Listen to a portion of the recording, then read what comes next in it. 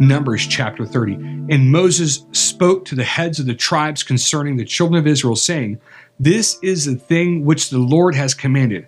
If a man vow a vow to the Lord, or swear an oath to bind his soul with a bond, he shall not break his word. He shall do according to all that proceeds out of his mouth.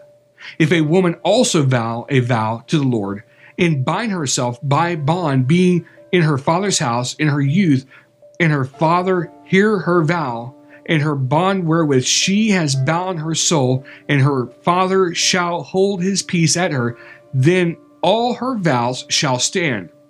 And every bond wherewith she has bound her soul shall stand. But if her father disallow her in the day that he hears not any of her vows, or of her bonds wherewith she has bound her soul, shall stand, and the Lord shall forgive her, because her father disallowed her. And if she had at all a husband, when she vowed or uttered anything out of her lips, wherewith she bound her soul, and her husband heard it and held his peace at her in the day that he heard it, then her vow shall stand, and her bonds wherewith she bound her soul shall stand. But if her husband disallowed her on the day that he heard it, then he shall make her vow which she vowed, and that which she uttered with her lips, wherewith she bound her soul, of no effect.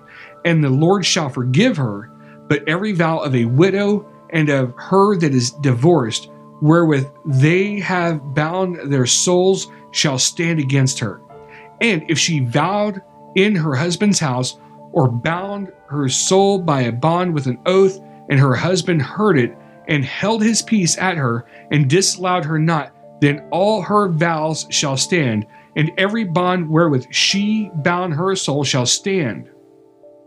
But if her husband has utterly made them void on the day he heard them, then whatsoever proceeded out of her lips concerning her vows, or concerning the bond of her soul, shall not stand. Her husband has made them void, and the Lord shall forgive her.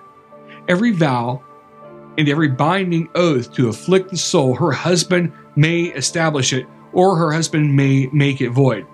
But if her husband altogether hold his peace at her from day to day, then he establishes all her vows, or all her bonds which are upon her, he confirms them, because he held his peace at her in the day that he heard them. But if he shall in any ways make them void after he has heard them, then he shall bear her iniquity. These are the statutes which the Lord commanded Moses between a man and his wife, between the father and his daughter, being yet in her youth in her father's house.